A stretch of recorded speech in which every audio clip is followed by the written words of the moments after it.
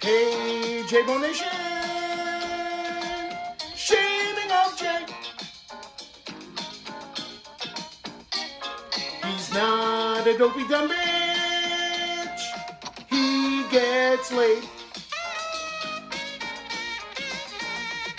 The court jester.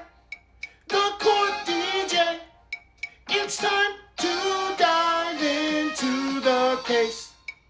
To the case.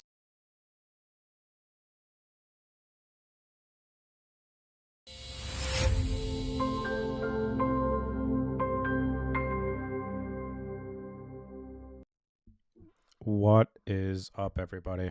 Thanks for being here on my alt channel, J-Bonation. And I figured I'd start off by giving a little intro to who I am, even though probably everyone in here knows who I am, but this is a new channel, and people on replay might not know. Anyway, I'm Jay. I normally stream on the Shaming of Jay channel, at the Shaming of Jay. And I started this alt channel because I once was monetized on YouTube. They took my money away from me. And on that channel, I don't know if I'll ever be monetized. Now, I'm also on Kick too, kick.com, Kick.com, where I can get memberships, and I'm kind of monetized. The issue is YouTube, as much as I hate YouTube, it's the biggest game in town. And what Kick doesn't have that YouTube has on a channel you can get monetized are stickers, memberships, and generally speaking, I think it's easier for people who are not too familiar with YouTube on how to donate, give stickers, become members, that type of stuff.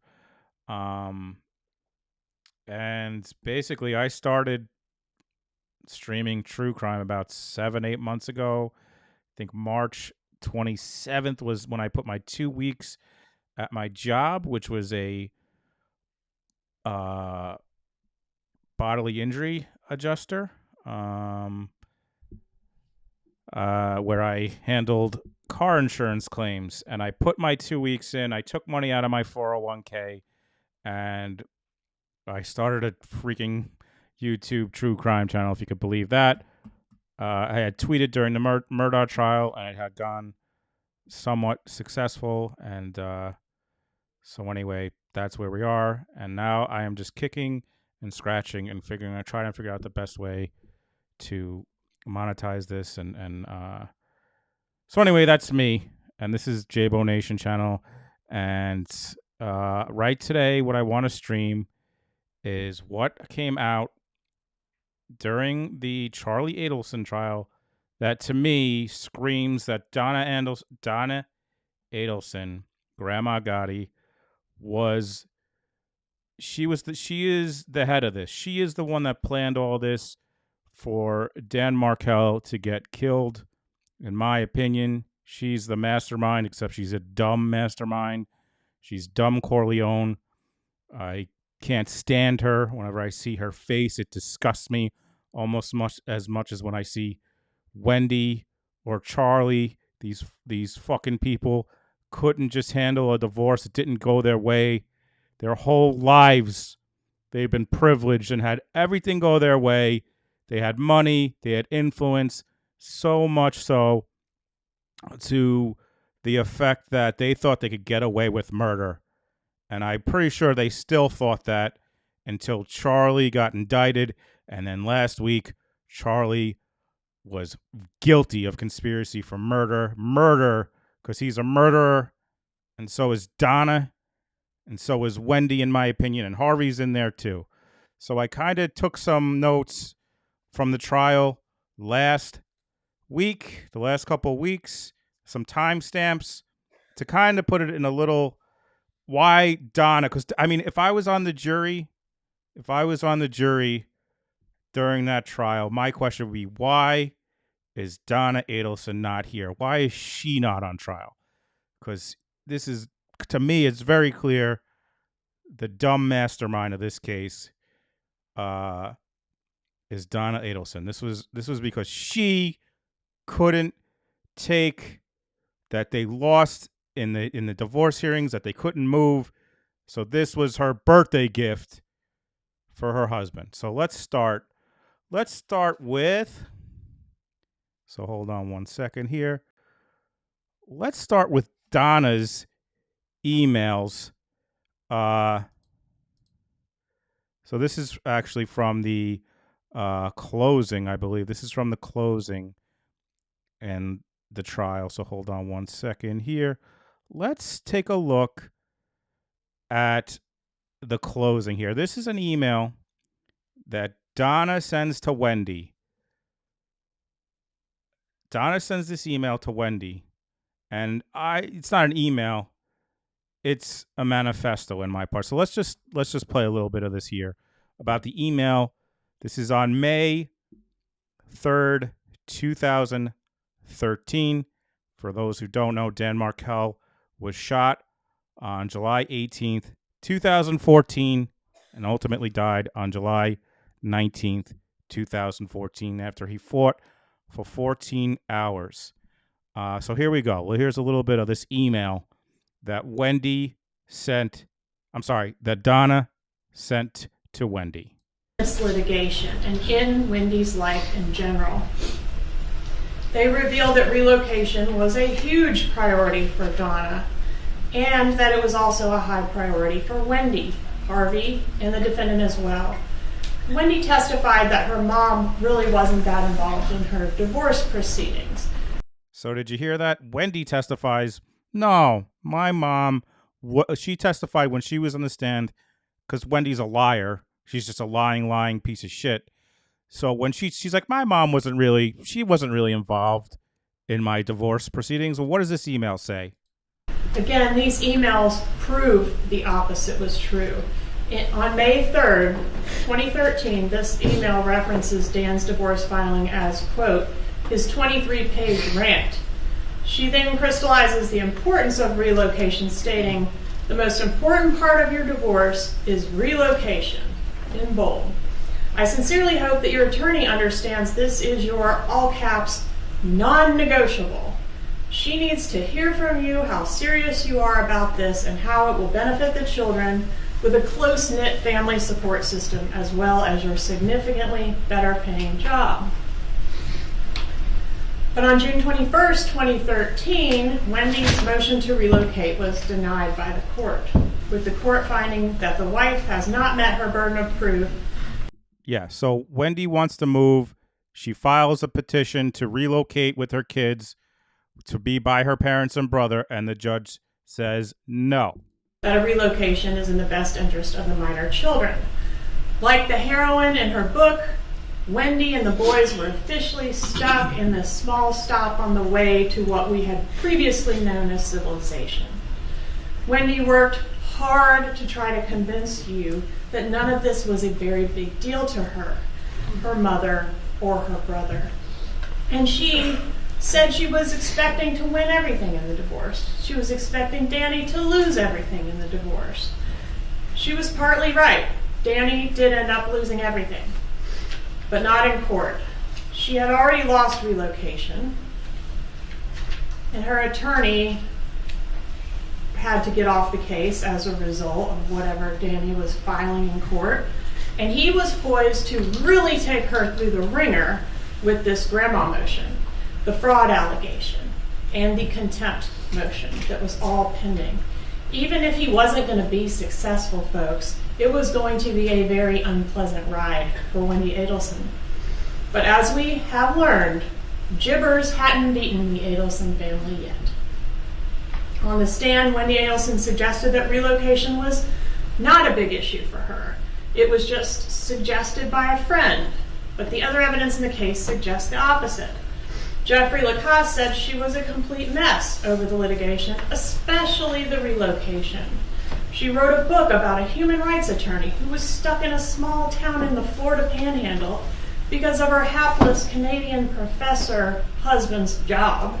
Yeah, so Wendy wrote a fucking book where she's stuck in her life, basically, because of her hapless Canadian husband. What is Dan Markel? Where is he from originally? Canada. Wendy, quote, "It's time for action. It's time to take control of your life and not let Jibbers think he's won anything by having you remain in Tallahassee, 8 hours away from the only family you have. Let's show this F blank blank blank what will make him absolutely miserable. And later, the rest of your life, and consequently, Dad's, mine, and yes, even Charlie's, will be affected by how well you can perform/act before July 31st. You can be a good actress when you want to. I've seen you in action. You need to put on the performance of your life. Jibbers hasn't beaten the Adelson family yet." Jibbers was the nickname the Adelsons gave Dan Markel because they're assholes. And it was a nickname that they didn't like him. They pretended like it was just this nickname. Then on June 25th, this is continued. All right, so let's take a look at this. This is June 25th. This is Donna Adelson emailing Wendy again.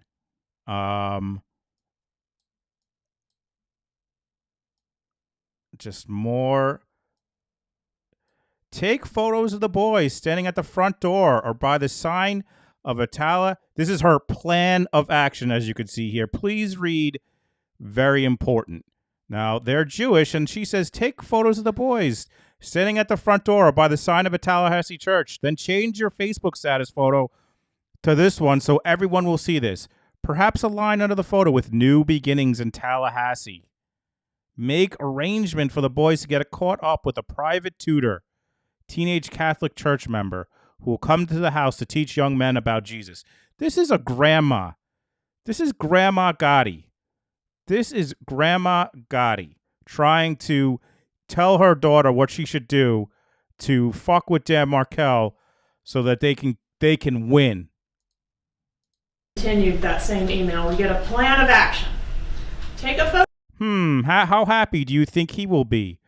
I will happily do it for you. This is a grandma, folks. You think this is, I mean, what the fuck?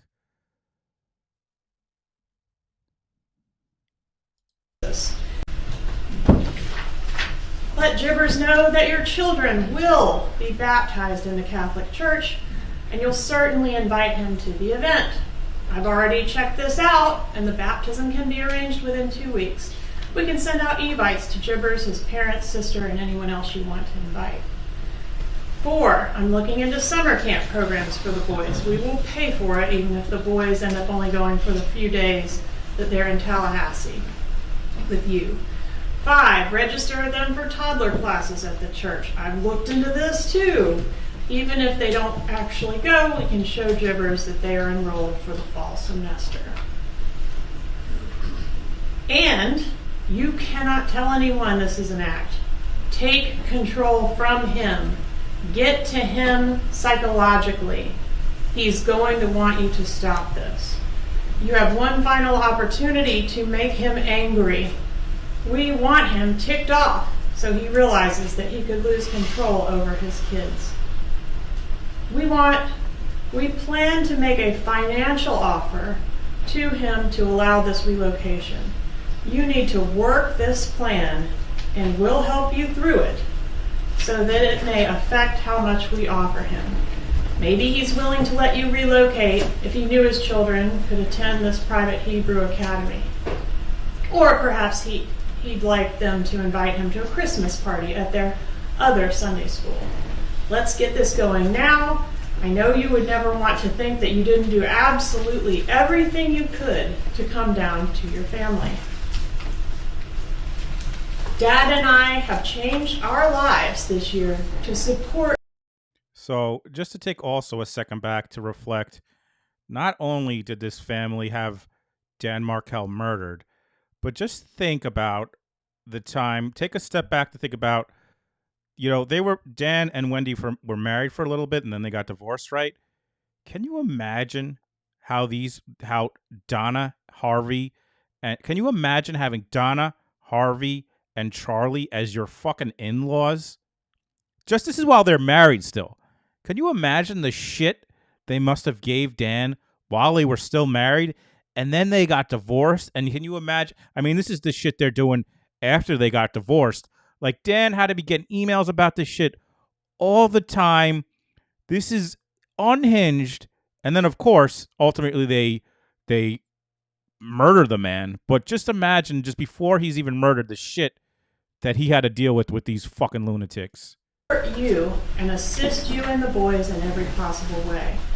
Charlie has accepted the loss in the office business income for us to do this because he loves you and wants only the best possible future for you. It's time for you to show us that you can put on the performance of your life for the next few weeks. And then on June 27th, she follows up with another email along the same line. Here we go. Here's when I think the wheels really start going. Obviously, the court isn't out to help you. It's clear since Judge Hobbs, since the last ruling, that she could care less about anything you had to say in your behalf. You need to help yourself. And it should be couldn't, you fucking idiot, Donna. Couldn't. Criticizing the judge and Wendy's attorney and adding, obviously the court isn't out to help you. It's clear since Judge Hobbs' last ruling that she could care less about anything you had to say on your behalf. You need to help yourself. You know, Wendy, most of the wars that have been fought for the last couple of thousand years have been fought over religion. These emails are such telling glimpses into the family dynamics behind this murder. This email is just an example of how relentless Donna Adelson was. And it's clear from these And for those that watched the trial, this is when this gentleman in the back decided to take a little snoozle. emails that she's conferring with the defendant on these plans that she's proposing. Charlie brought up a good point when he said that Americans were dropped behind enemy lines during World War II wearing Nazi uniforms to get what they wanted. They had a job to get done, and they did what they needed to accomplish it. You have a job to get done in a very short time frame to accomplish it. If you dressed the kids up in Hitler Youth uniforms and brought them down here, I could care less if it was an act of defiance that would show Gibbers that he's not in control. Are you fucking hearing that? Donna Adelson, Jewish grandmother.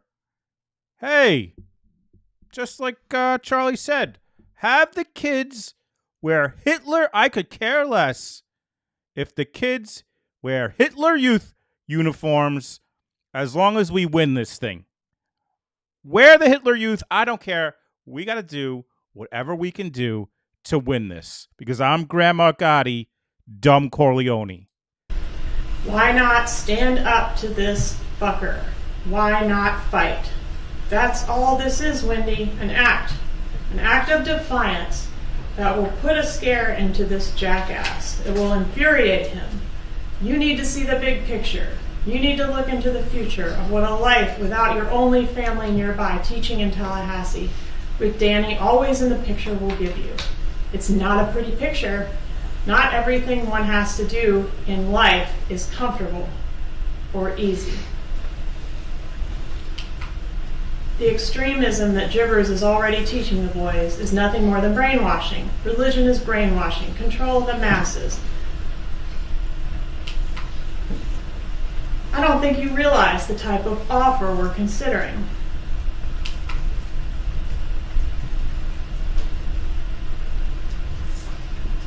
I don't think you realize the type of offer we're considering. I mean, I could almost think of another of a movie about the mafia. Make him an offer he can't refuse. Does that sound familiar? This is mafia shit by this fucking dumb Corleone. We're planning on you, Charlie, Dad, and I going as high as equal parts in a $1 million offer. That's $333,000 from each of us. We're a team. We can't do this without your help.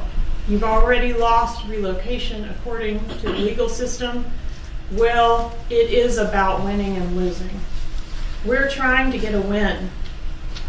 You deserve it. You deserve so much more than a life without family teaching in Tallahassee. So she's also delusional and dumb because she really fucking thought that if they went to Dan Markel with $1 million, he'd be like, sure, here's my kids. Even though the divorce was final on July 31st, 2013, the anger and bitterness associated with this split was still festering.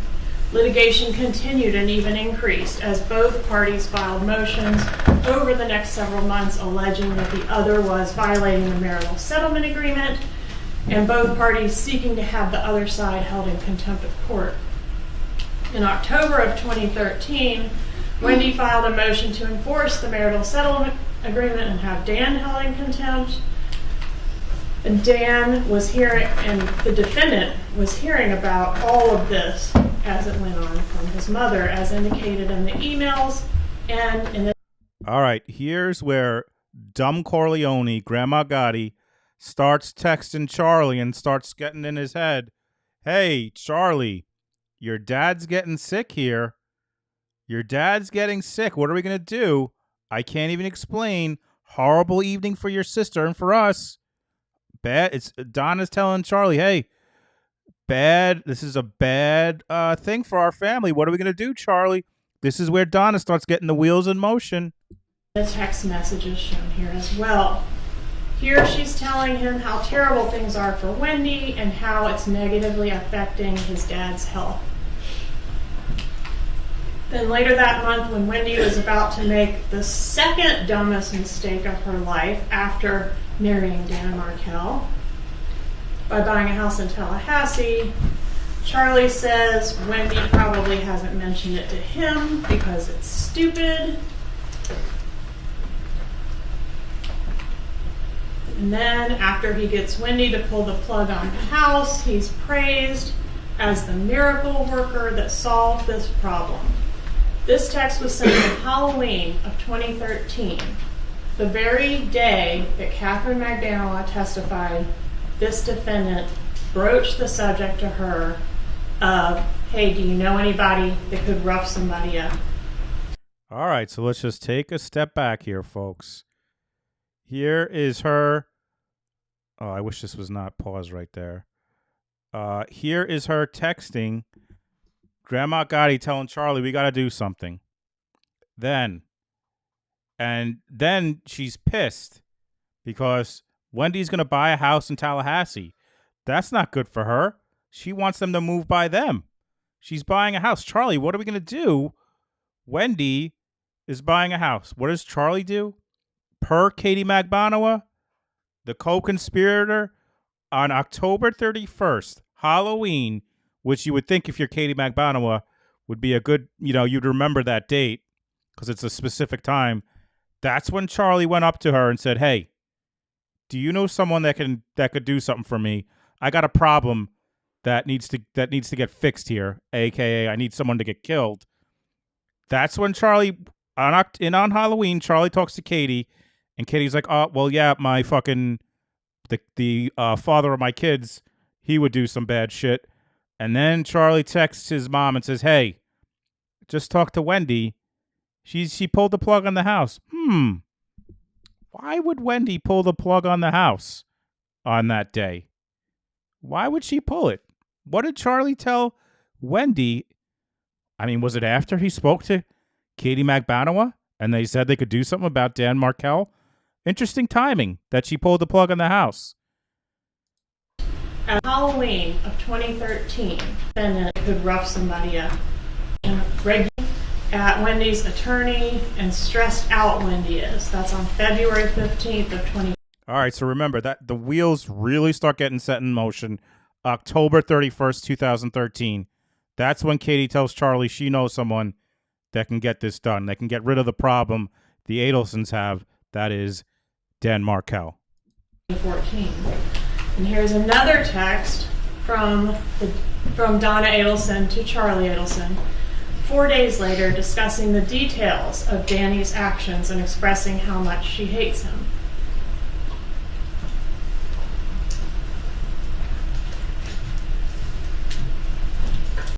If you speak to Wendy today, tread lightly. Don't ask questions about the depot, her lawyers, etc. Tough time, and she's really stressed out. The asshole showed up at soccer yesterday, and when she tried to leave with the boys, he said, no, stay here and play with Abba. She to the boys that Abba had to leave, and he said, no, I don't. Of course, she woke up to another email from him telling her what she is lying to the boys about their father's whereabouts, and that this will be brought before the court. So, yeah, they're at soccer, and they're still fucking with Dan at a soccer game.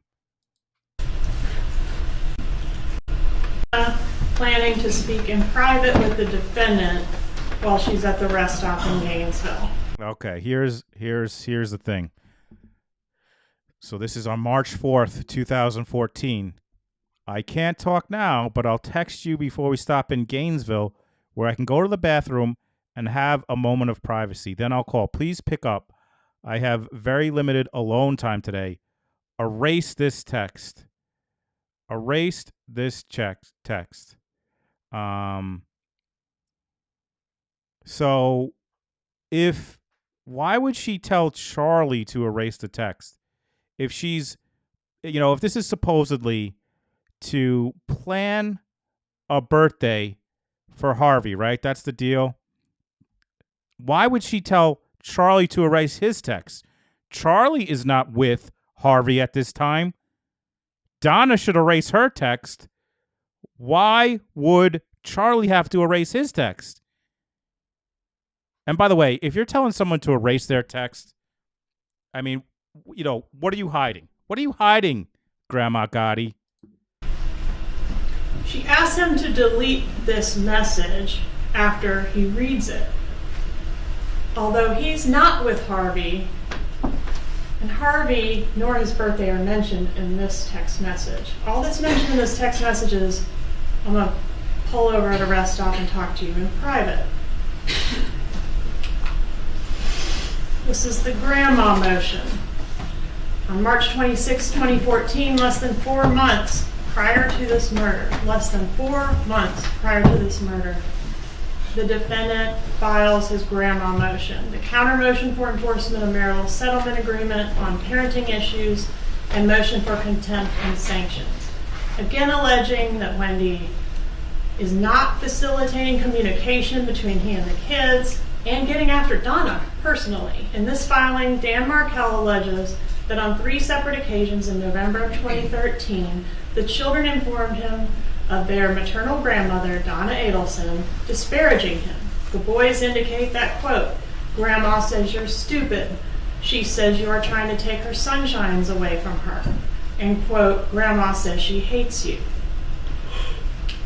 Dan Markel requests the court, quote, enjoin the former wife from allowing the maternal grandmother to have unsupervised time with the children, and to impose appropriate limitations to safeguard the children from being subjected to disparaging comments about their father.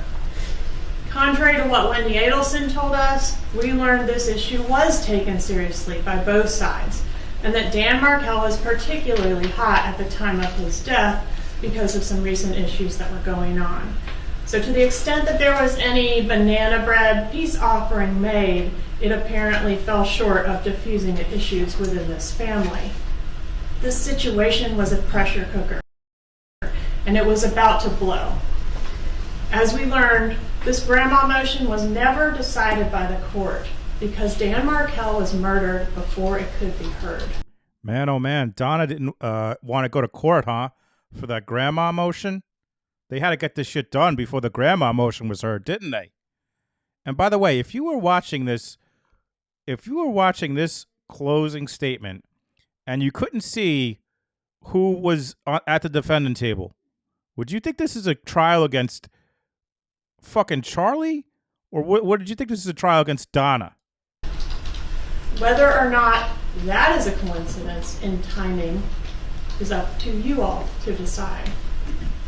Wendy told you that she and Dan were getting along pretty well at the time, leading to the evidence to you all, that she took all of this very seriously, that she became upset every time there was a filing, and that her behavior became increasingly emotional and erratic as the time led closer. To the cause, she was especially concerned about the relocation issue. Yeah, Jeff Lacoste, Wendy's boyfriend at the time, said the relocation major problem for them. Told us that Markel was irate at the time of his death over 2 issues. The first being Wendy enrolling one of the kids in a school without consulting him, and the second one being him overhearing Donna Adelson refer to him as stupid on a recent Skype visit that he had with the boys. So this was far from the peaceful situation that Wendy was trying to sell you. Why was she trying to sell you that? Was she trying to protect her brother? She even told law enforcement at her interview on the day of the murder that she wanted everyone held accountable for this to the fullest extent of the law, unless it was her family. Yes, if you haven't seen, if you haven't seen when Wendy goes in for her interrogation, she says, that's literally what she says, guys. She says, I would want anyone who's involved in this punished to the full extent of the law. Unless it was my family, then, I don't know, IDK. If it was my family, they don't have to follow the law. It's my family. Why would they have to follow the law? The defense seems to be telling you the litigation between Danny and Wendy was not a very big deal, because minimizing the litigation minimizes the motive for the Adelson family to want Dan Markel dead.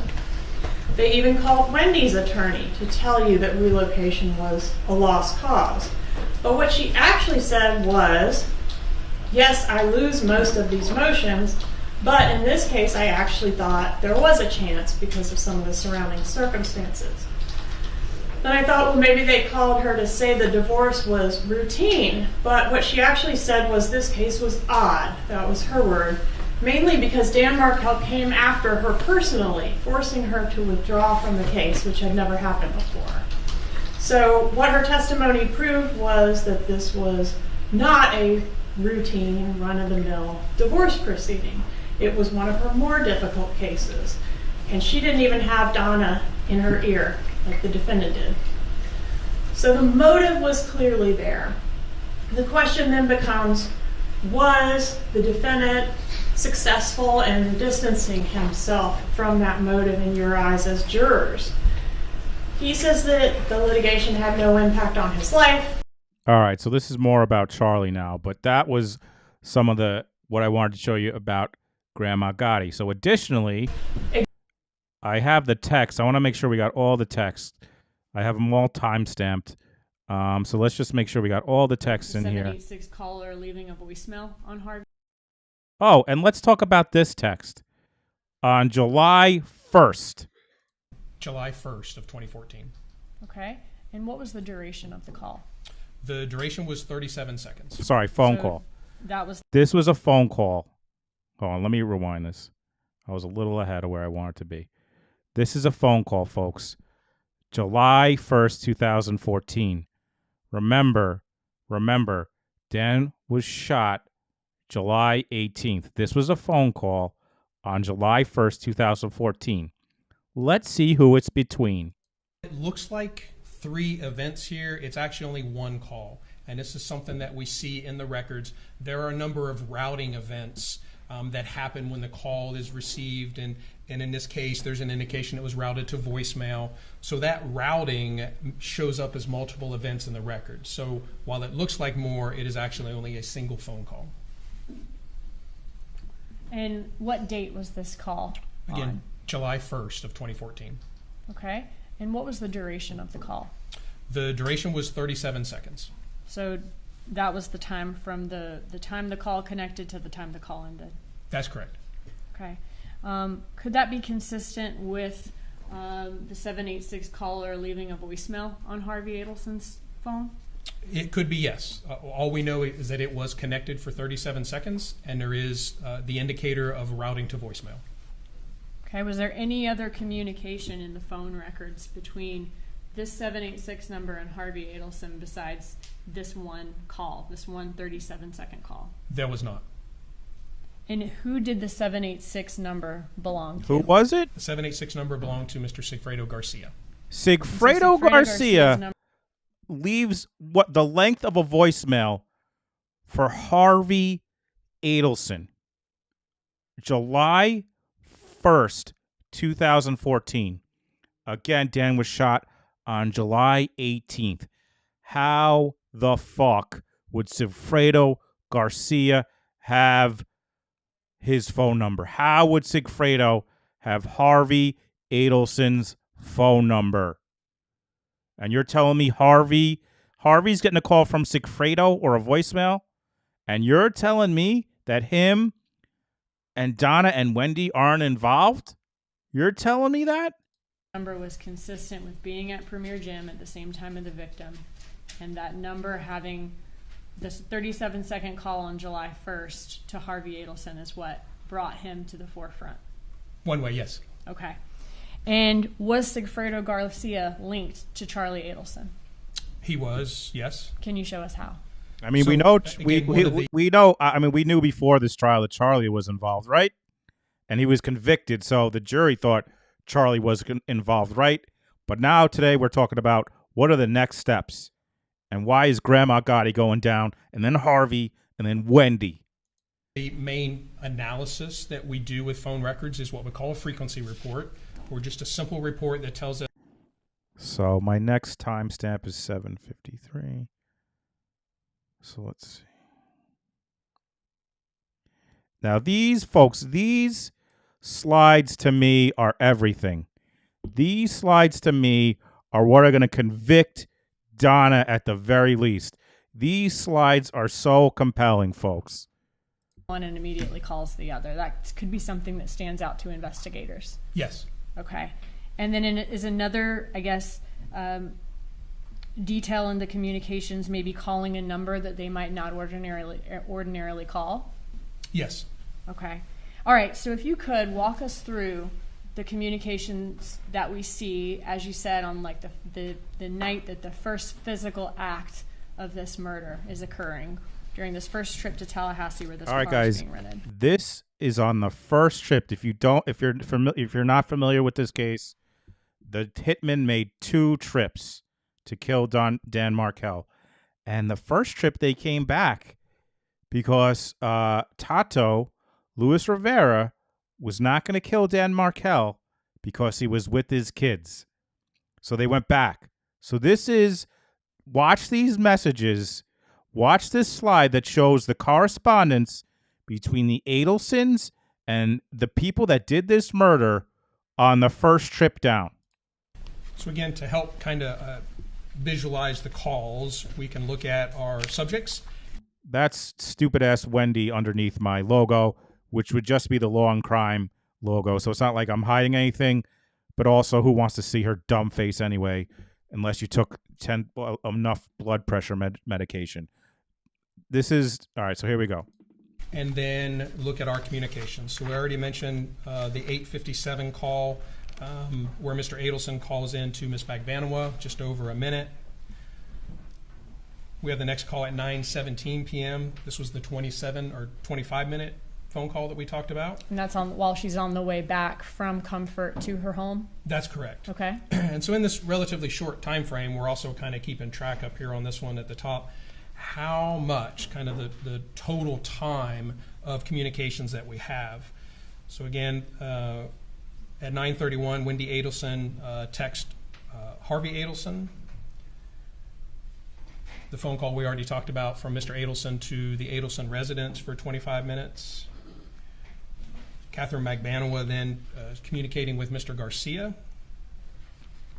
Mr. Garcia back to Ms. Bagbanowa.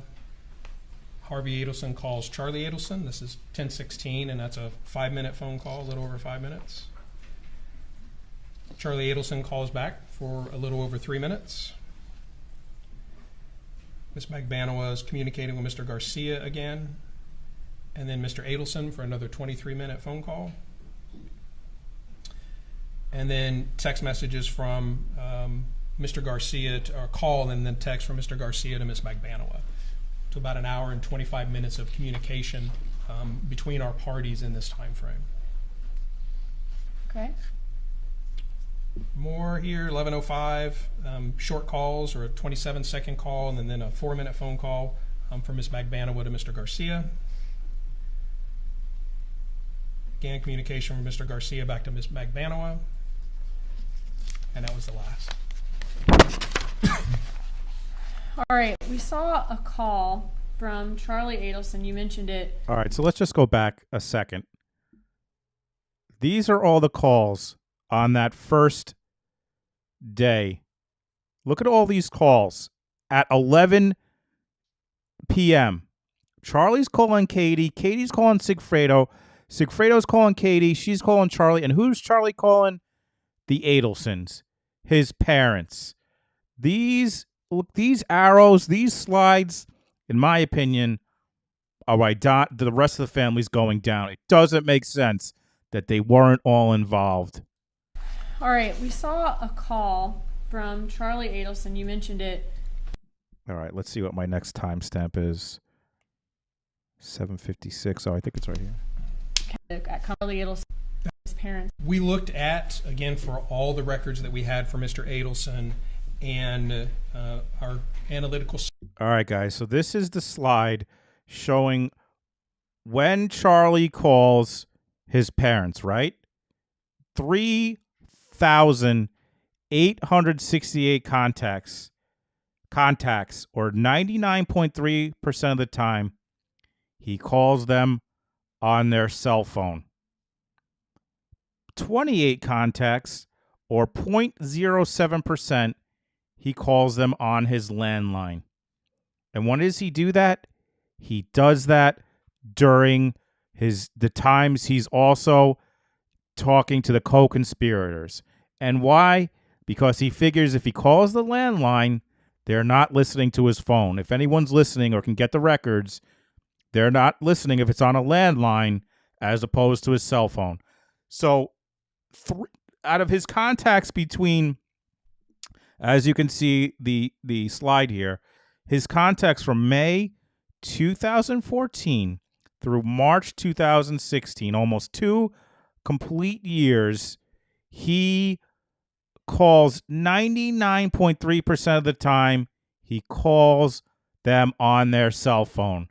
But wait, when it's time during the hits, when they're setting this up, what number is he calling? Their landline. Their landline. Why? Because he knows or he thinks if someone's listening, they're not going to get me on the landline. Software is able to kind of tally up for us how many communications are with the cell phones, the combined cell phones of Mr. Harvey and Ms. Donna Adelson, compared to their landline or their home phone.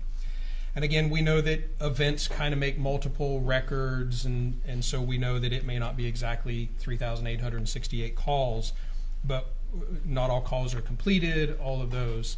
But statistically, we can see that there were only 28 contacts or attempted contacts between Mr. Adelson's cell phone and the Adelson residence, compared to a significantly greater number to the cell phones.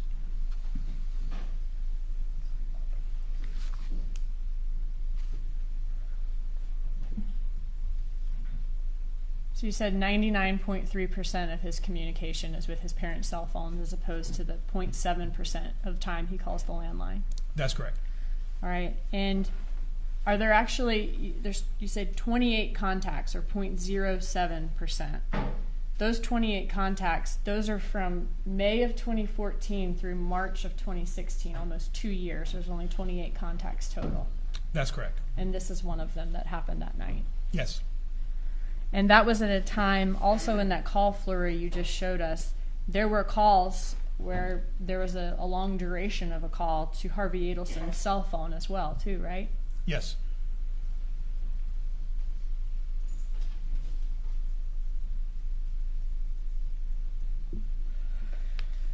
Are you familiar, I want to talk a little bit more about this landline call before we move on. Are you familiar with statements by Charlie Adelson on the wiretap where Charlie Adelson tells people who call him on his cell phone that he'll call them back on a landline. Yes. As somebody who's familiar with technical operations of law enforcement and wiretapping, is there a perception, whether it be wrong or right, but is there a perception that talking on a landline phone is safer than talking on a cell phone as far as who can listen in or whether law enforcement can listen in? Yes, I believe there is. All right, so let me check my next tag here, 758. So 804, that's the next thing I have here. Let's see. All right. You can see that there are a number of events from the 2nd through the 5th. Okay.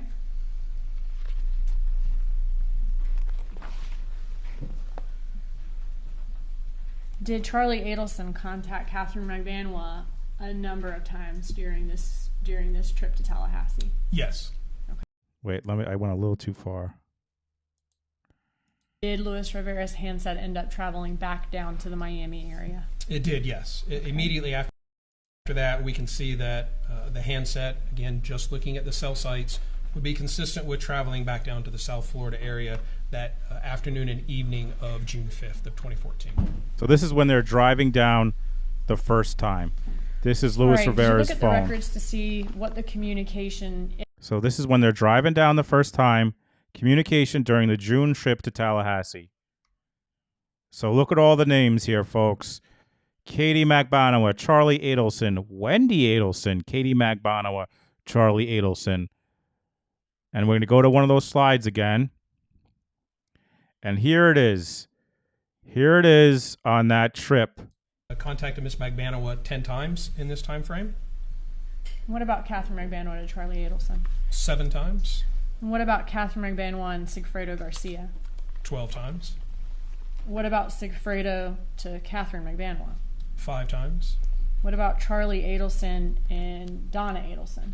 5 times. What about Donna Adelson to Charlie Adelson? 2 times. What about Wendy Adelson to Donna Adelson? 2 times. What about Wendy Adelson to Harvey Adelson? 1 time. And what about contacts to Wendy Adelson to the Harvey and Donna landline? We have 1 contact there. Okay. And what about Wendy Adelson and Charlie Adelson? We have Charlie and Harvey 1 time. Okay. We have Wendy and Charlie 1 time. Harvey and Donna 1 time. Ms. McBanowa to Mr. Rivera 1 time. And was that at his number he had in July of 2014, or was that an old number for him? That was an old number for him. Is that number, though, listed as Tato in her phone? It is, yes. Okay. But it wasn't working at the time of, or for the call detail records we have his new number. That's correct. Okay. So he had a new number at the time, even though she's calling an old number and not getting in touch with him. That's correct. Gotcha. Okay. And what about Luis Rivera and Sigfredo Garcia? So again, they're all contacting you. Look at these arrows. You think this is just coincidence? I don't think so, and I don't think a fucking jury's going to think so. This whole fucking Adelson dumb clan is involved with this shit. We do see one. Not just Charlie. As well. Okay. What can you tell us about the location of the rental vehicle that day? Locations for the vehicle, it was not constant tracking, but we were provided with another location that was at July 15th, which is in that date range. 15th would have been, I believe, the first rental vehicle. So the Prius? Or second rental vehicle, sorry. Okay, so the Prius was rented on July 15th? Yes. All right, Okay. so now we're getting closer and to then the on murder. July 16th, that was the date that they traveled to Tallahassee? Yes, This Okay, is when they're Garcia driving Rivera, down. I mean, that's correct. and July on the 15th. 18th is when Dan Markel was murdered. Correct.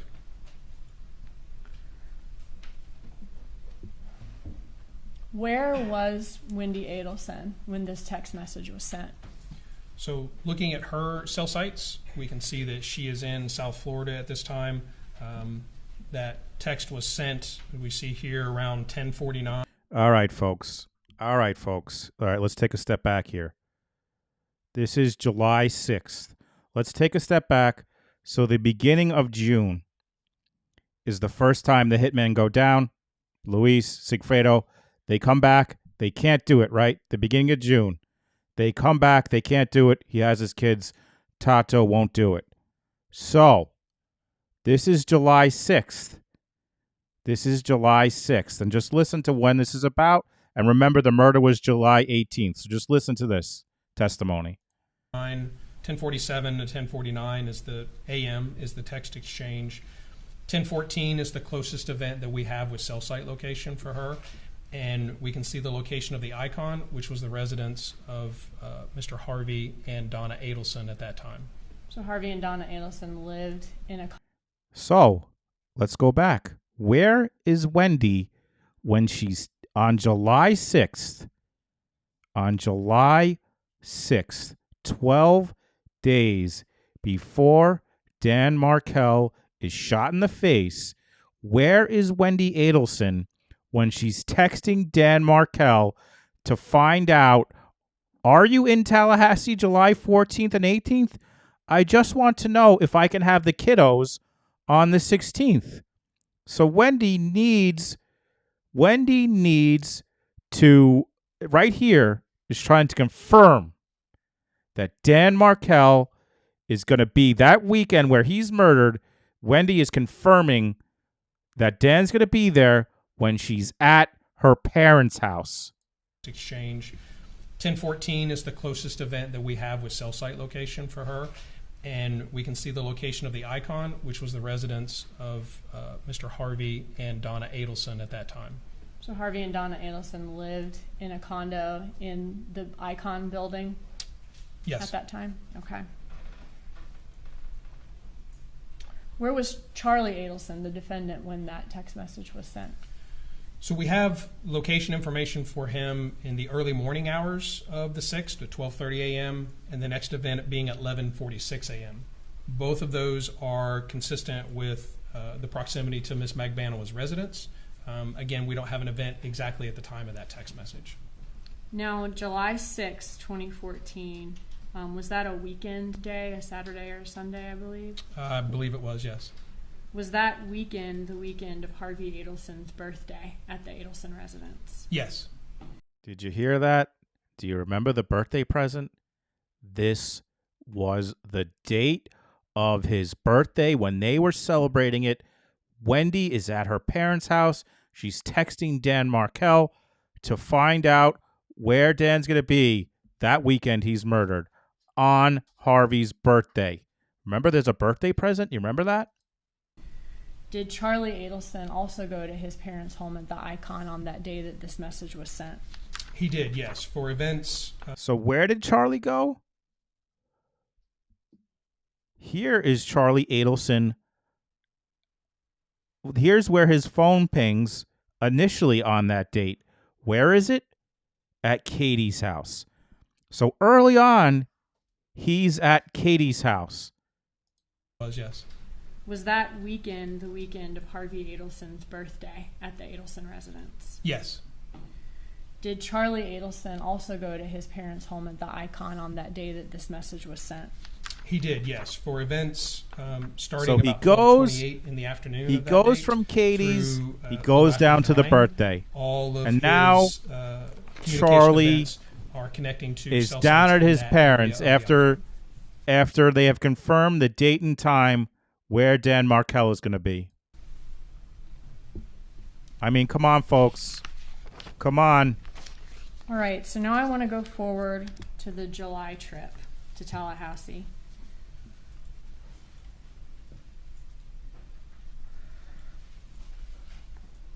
Can you walk us through?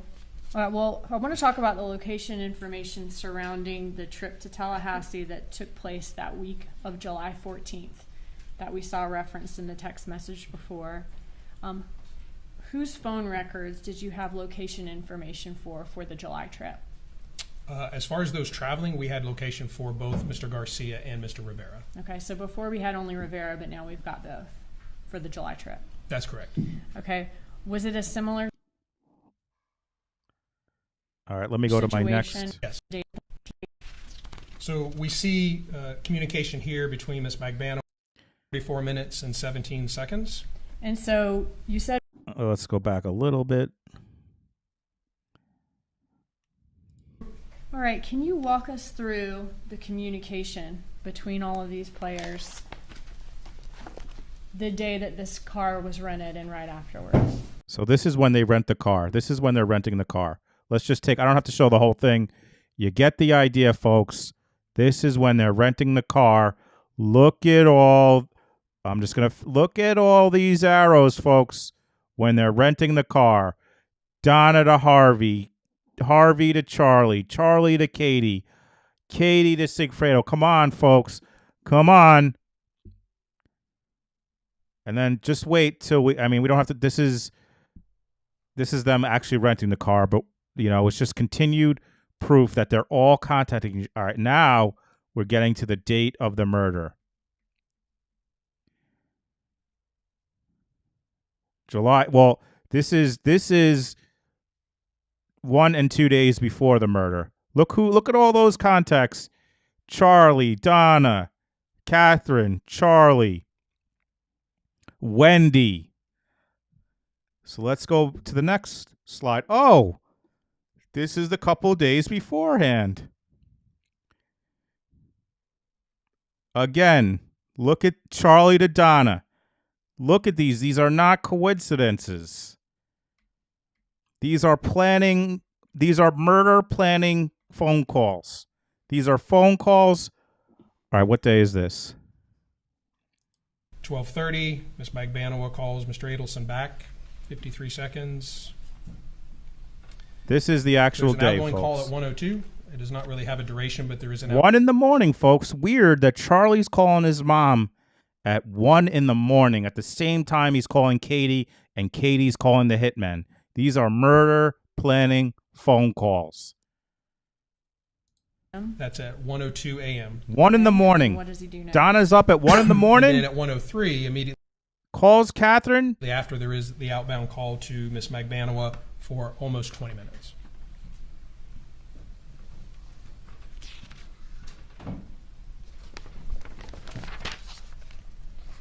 All right, so now if we can go to the next day, July 18th. This is the day, folks. I mean, that was 1 in the morning, but this is the day. July. This is the What can you tell homicide. us about communication between all of these players that morning?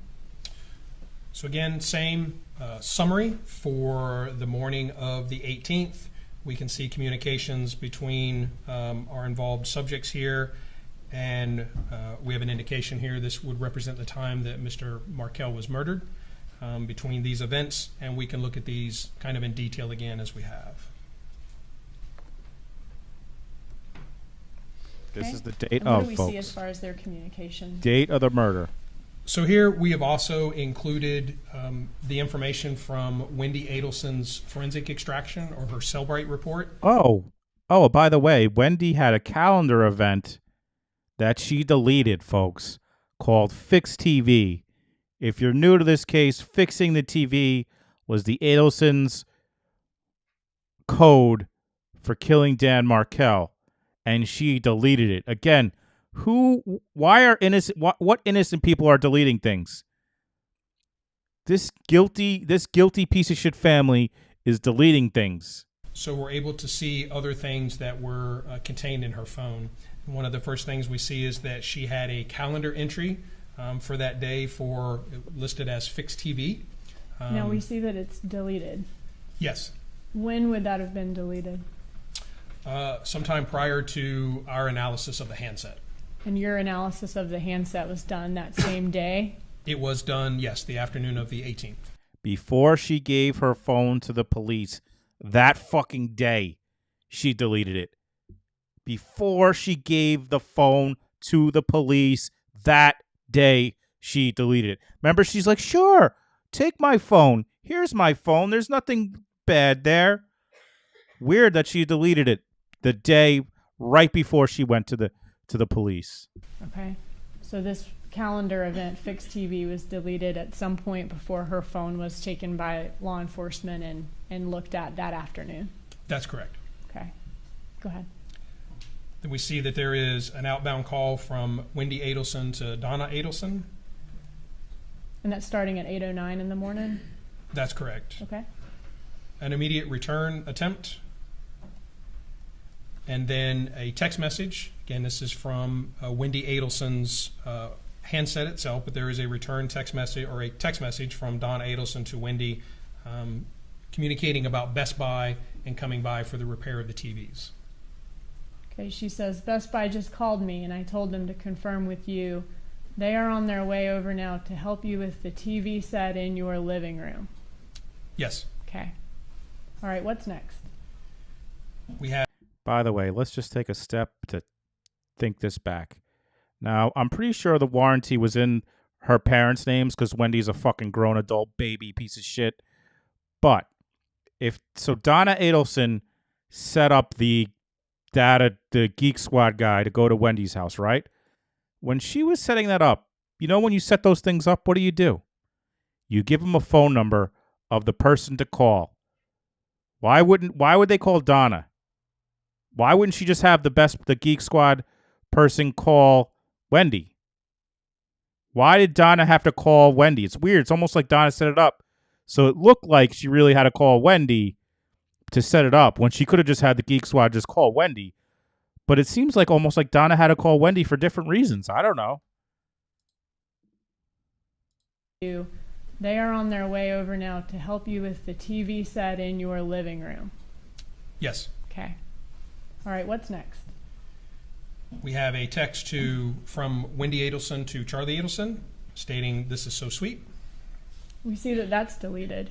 It is, yes. That would have also been deleted. Why would you delete that? Why would you delete that, Wendy? Why would you delete that text to Charlie that this is so sweet? Was it so sweet that your stupid TV was getting fixed? Or was it so sweet because your ex-husband was getting murdered, Wendy, you fucking vile, gross piece of shit? Did prior to law enforcement analyzing her cell phone that afternoon, the same day as Dan Markel's murder? That's correct. Okay, what's next? An attempt from Charlie Adelson to call Wendy Adelson. And then a return call from Wendy Adelson to Charlie that lasted just over 18 minutes. Okay, and what about after that 18-minute call between Charlie Adelson and Wendy Adelson? Well, this will probably be almost 18-minute call.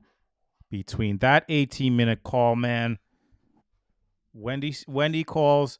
You're telling me Wendy's got to talk to Charlie for 18 minutes about her fucking TV getting fixed? 18 minutes? Come on. That would be me doing my closing statement as a prosecutor. Come on. What are we thinking here, people? Huh? Come on. Why is she calling him for 18 minutes there? minutes. Okay, and what about after that 18-minute call between Charlie Adelson and Wendy Adelson? Well, this will probably be almost during that, but there's a 9:38 call, or just after that, from Charlie Adelson to Donna Adelson, an attempt for 30 seconds. Mm-hmm. And then at 9:57, again, an outbound from Charlie. So then Charlie the family has figured out the time. They figured out what's going to happen, and now Charlie starts calling Katie. Adelson to Miss Magbanowa, 12 seconds. Return call, 9:58, 13 seconds. And again, Mr. Adelson to Miss Magbanowa for 6 minutes and 46 seconds. Charlie Adelson again attempts to call Wendy Adelson at 10:06 a.m. 10:07, 10:08. There's a couple of contacts between Miss Magbanowa and Mr. Adelson, one just over a minute and one about 9 seconds. And then 10:09, Charlie Adelson call to Miss Magbanowa for 5 minutes and 54 seconds. I believe that's all. All right, so let's just pause this, folks. And this is just the beginning. I'm not done with this presentation. And again, this is not my presentation. I just timestamped stuff that the prosecution has set up. And like I said during the trial, this was one of the most impressive presentations I've seen in a trial for the 8 so months that I've been covering these trials.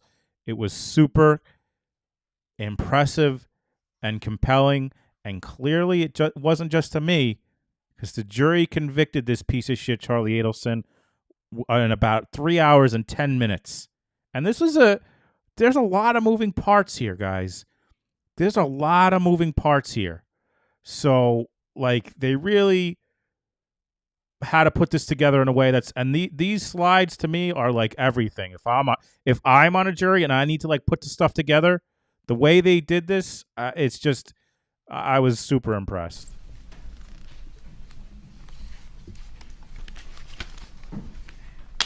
All right, let's see what my next timestamp is here. Where are we? We're at 8:28, 8:45. Let's see. Time after that. So again, his kids off. And all right, so this is just health showing fitness, where he worked out before returning. Again, I'm not back to showing you trust everything fund. because they already can convicted you tell us Charlie. about Rivera This is and about Garcia's Grandma fiancé Gotti going location? down. That's what I want. Justice for Dan is this whole family going down, in my opinion. There's some evidence in the iCloud involving messages between Donna Adelson and Charlie Adelson, where she says she is at his house on the evening of July 18th, during a time when Catherine McBanoa is still more consistent with Rivera's house. Yes, Okay, can you show us that message? I can.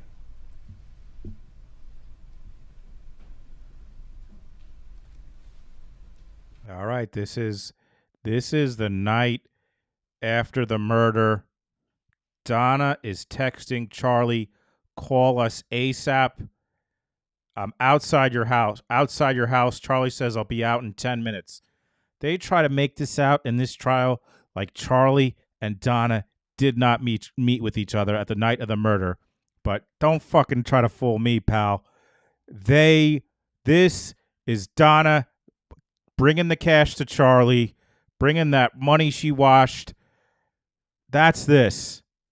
She washed that money. If you didn't hear, Katie testified to the money being moldy.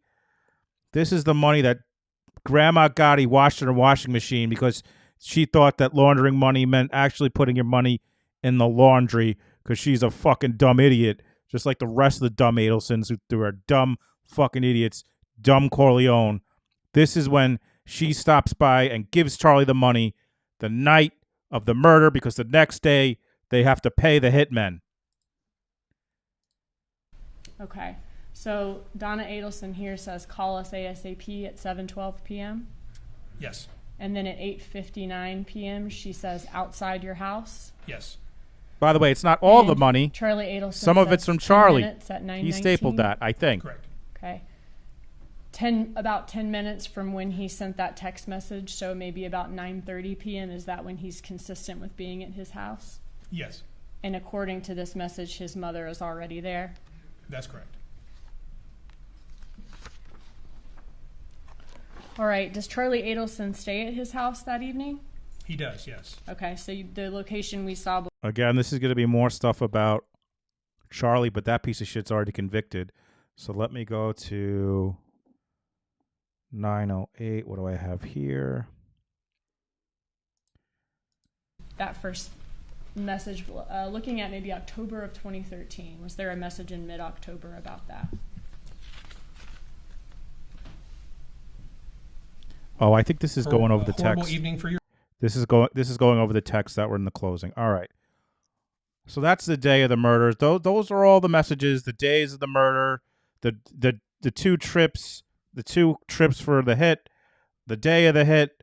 This is all Donna, and Harvey's in there, and so is Wendy. So what do I want to go to now? I want to go to the bump. Because I want you to. Let's take a look at the bump again.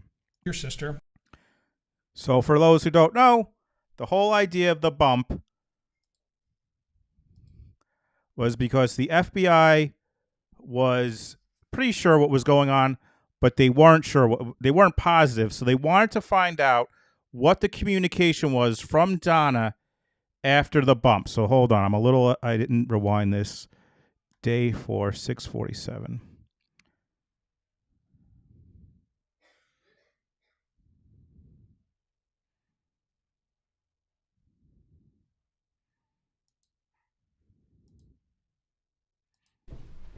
Bump on afternoon roll. Okay. Garcia and then back. It was always going back and forth. All right, here's when the Agent Sanford explains why. Bump.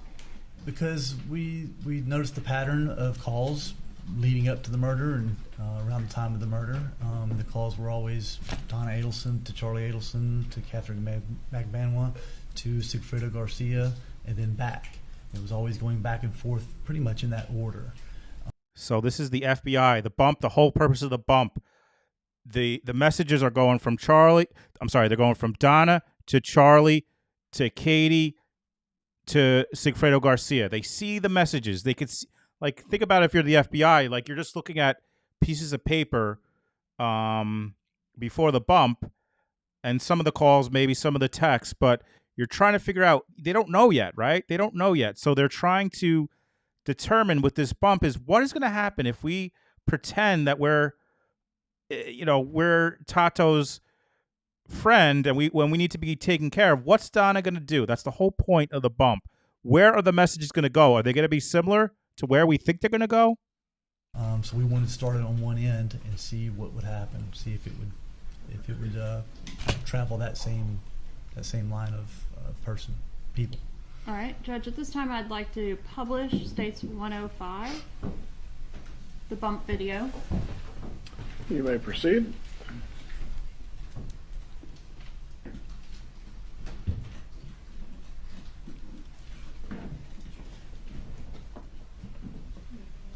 Yes, please. By the way, I have the volume booster. So when we do the calls afterwards, I'm going to bump up the volume so we can actually hear them. Pause it for just a moment. All right. There's Grandma Gotti walking out of her apartment complex, or her condo, her house, about to pick up her kids. Guys, Grandma Gotti right now is on her way to pick up her kids from school. Remember that. That we're in the area watching. All right, Grandkids, I'm sorry. Grandkids. She's going to get her grandkids. She's exiting the Icon, which is on South Beach, her condominium. That's her the condo. stairs coming from her condominium toward the street. All right, please proceed.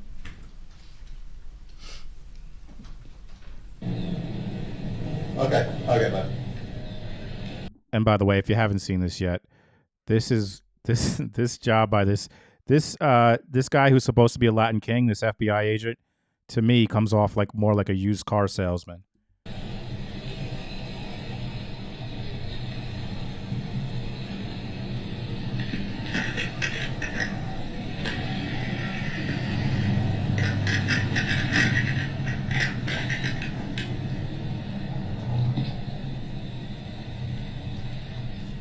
Excuse me, Mrs. Adelson? How you doing? Just want to give you Let's just take a second here to discuss. Excuse me, Mrs. Adelson, how you doing? Is that how a Latin king is going to come at you? I don't know. I mean, I just don't figure someone who's trying to get money back for Tato is not, hey, Miss Adelson, how you doing? How are the kids? this. Listen. No, don't be scared. Listen, just want to let you know that we know that your family has been taking care of Katie and her friend Luto for quite some time after your problem up north has been resolved. And I want to let you know that my brother, he's incarcerated. He helped your family with this problem you guys had up north. And we want to make sure that he's going through some rough times. And we want to make sure that you take care of what he's going through, the way you're taking care of Katie and Tuzo. Well, this will explain it. Thank you.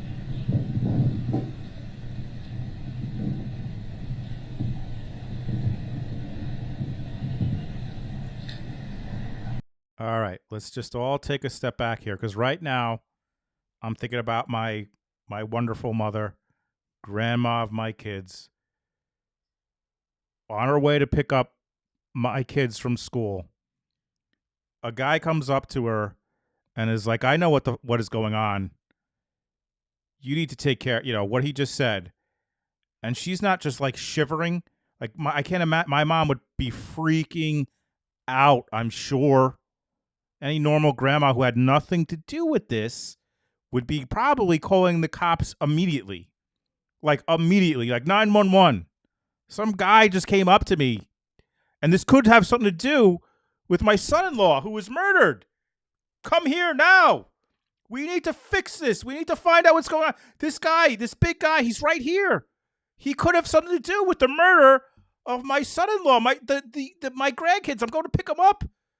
Their father, this man, he could have something to do with it. Come right now. Come to the scene. Is there anyone close? Maybe we can catch him. Not Grandma Gotti. Not Donna Adelson. Not Dumb Corleone.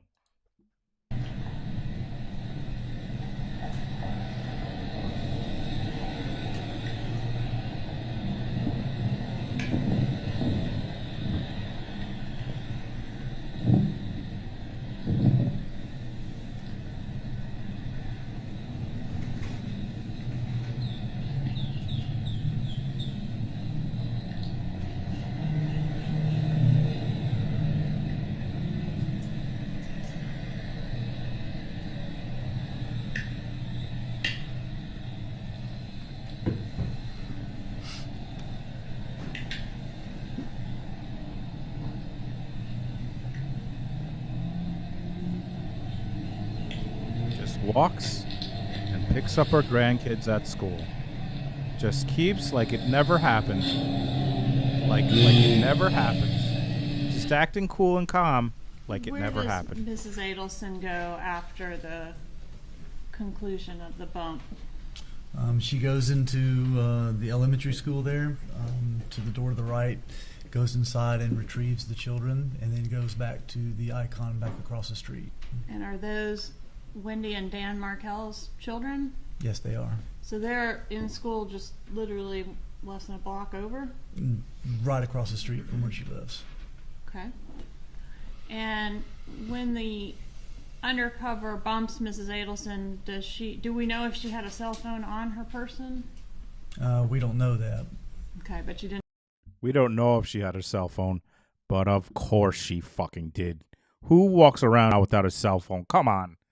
Of course she had her cell phone, or back when this happened. Take one out and make a phone call. She did not. All right. When is her first phone call after the bump? After she goes back into the icon. Okay. And the undercover references a name Katie, actually two names, Katie and Tuto. Was there a strategic reason why the name Katie was used? Yes, there was. Could you tell us what that was? Yeah, basically, we believe that the Adelson family had been already in the public limelight because of the bad divorce. We believe they possibly could be. Let me back you up. Because of a bad divorce, they were in the limelight, or under suspicion for this murder? Under suspicion for the murder because of the bad divorce. Okay, I'm with you. Okay, and then so we felt like Katie couldn't. We felt like Katie's name had to be put in there to let them know that it wasn't a random person just trying to come and extort them. That it had some legitimacy to it because the person actually was in prison. He's the one who did commit the murder, and he was the one that we wanted to portray that he was providing information to other people about the homicide. And who is the first person that Donna Adelson calls after this bump? Charlie Adelson. Judge, at this time, I'd ask to introduce 124. This is a wire Who's call the first summary person she calls? that I've created to assist Not the jurors in following police. along with these wire calls.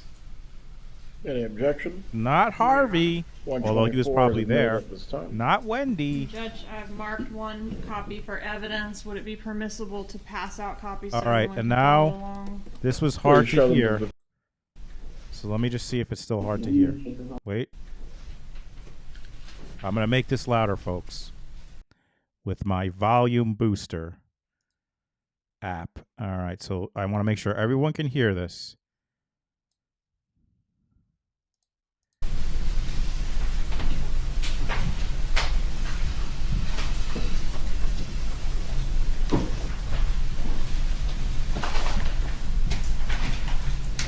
So,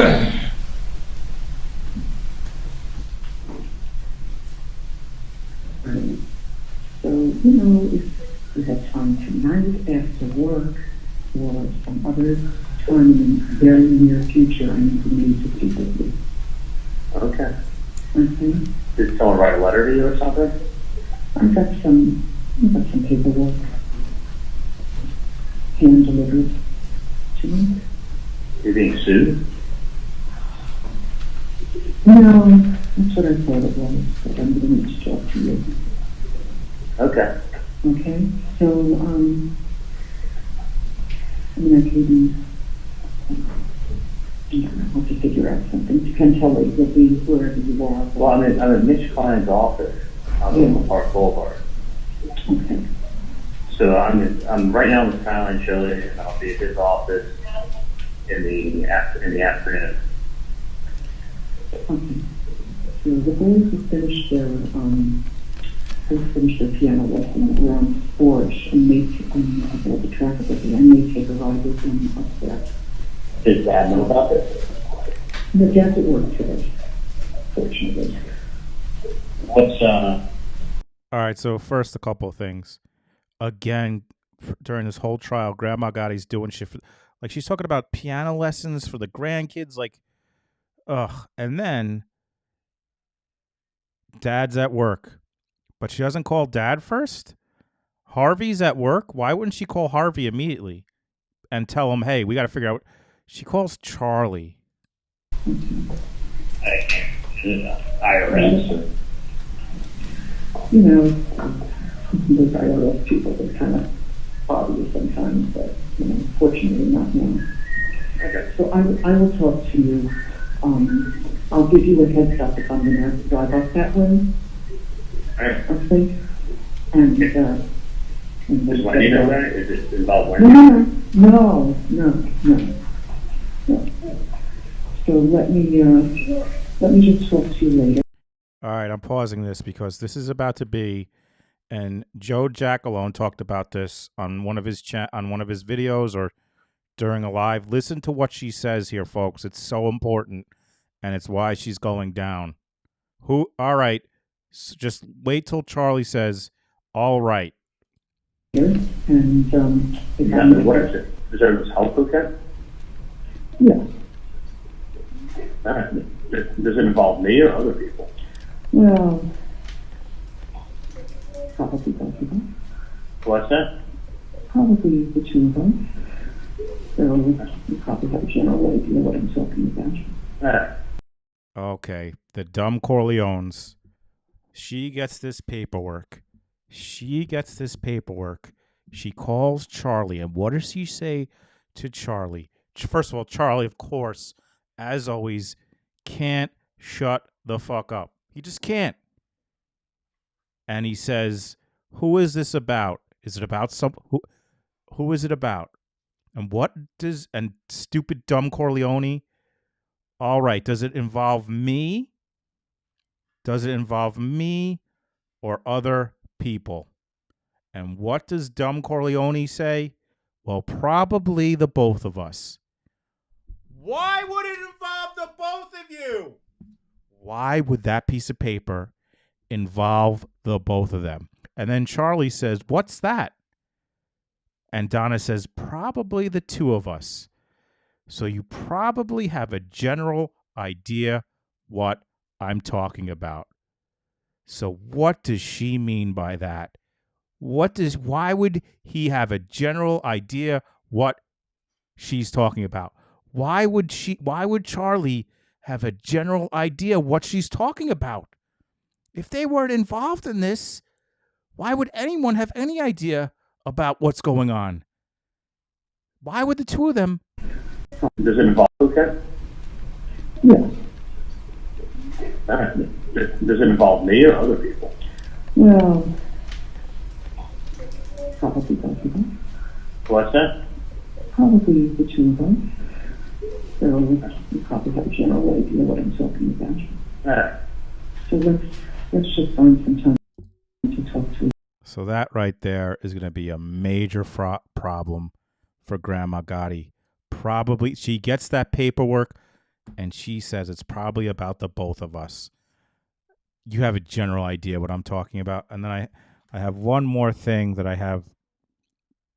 Oh, no, I think this is it. Let me just see. Oh, I think that's it. Day 5. Is this day 5? Wait, I might have one more thing. Oh, all right. So after this, they basically go more into Charlie. So I have one more thing. And guys, what was the FBI trying to figure out? Remember what we talked about? What was the FBI trying to figure out with the bump? Where were the calls going to go?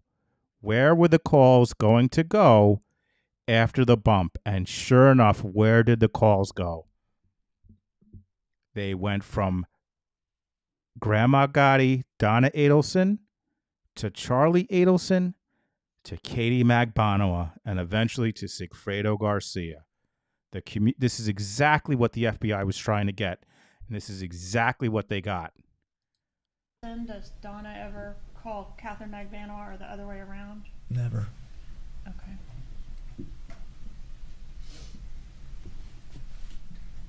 All right, Judge, at this time I'd ask to publish call F on our exhibit. You can proceed. Yeah, I'm going to make this louder so you can hear it.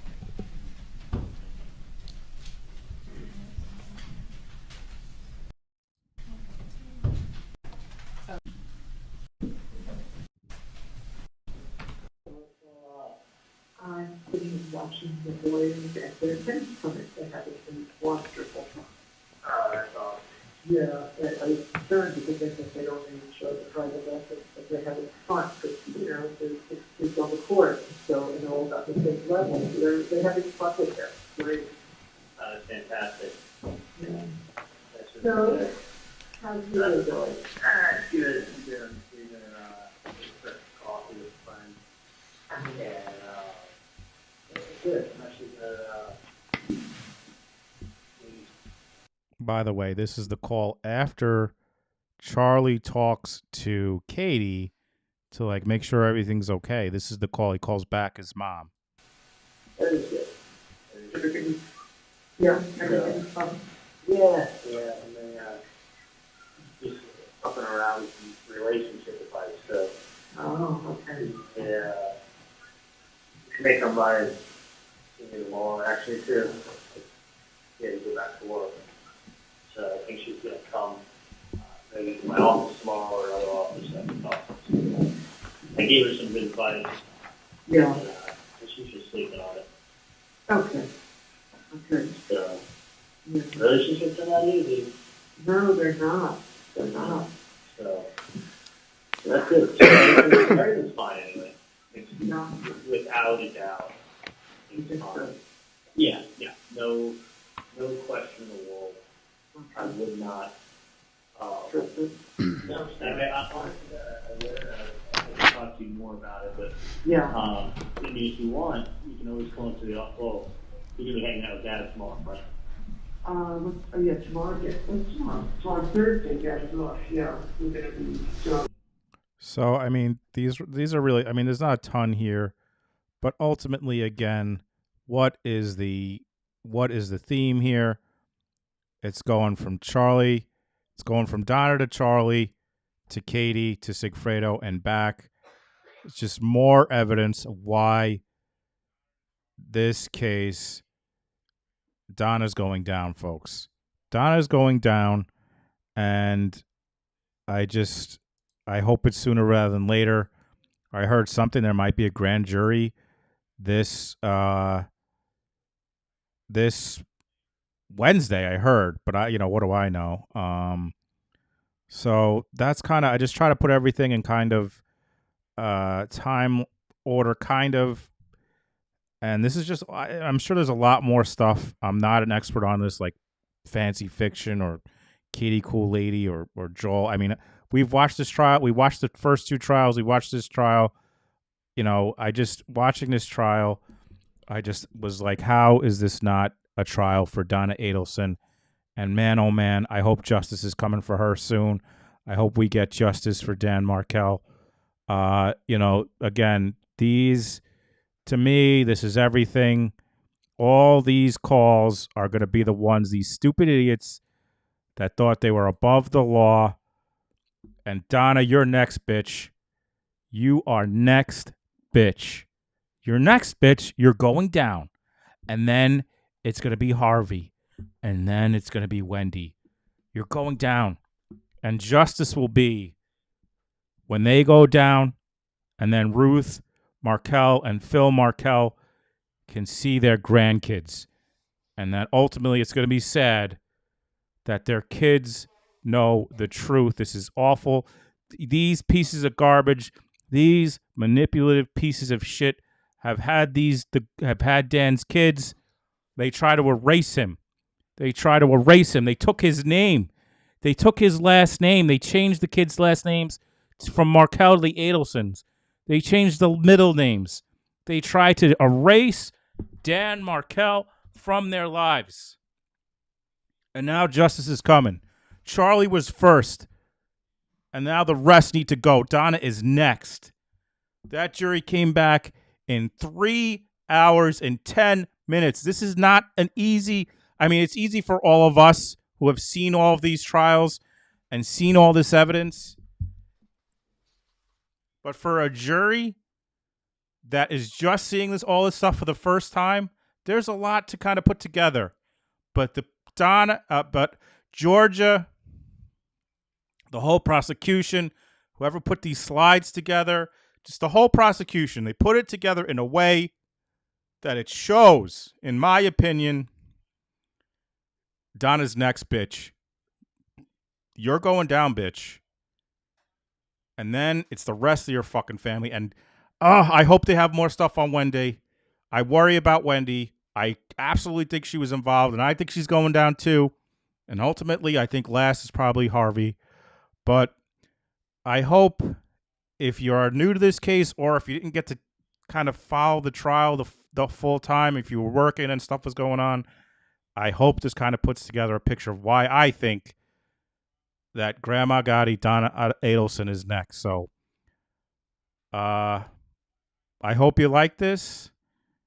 Again, this is my alt channel, so if you could subscribe, if you already subscribed, if you could share it out, I'd appreciate it. Thank you, everyone who came from my regular channel, which is The Shaming of Jay. If you like this, I live stream during the day, trials at The Shaming of Jay. You could see me there. So thank you so much for being here, guys. And if you're not in J-Bo Nation, I hope you join J-Bo Nation. And thank you for being part of J-Bo Nation. So take care, everybody. Thank you. Thank you for joining us, J-Bo Nation. Please give all of yourselves an ovation. No, it won't be real long until next time. Oh, J-Bo Nation, there's no place we'd rather be. J-Bo Nation is the place to be. J-Bo Nation is the place to be. J-Bo Nation is the place to be. J-Bo Nation is the place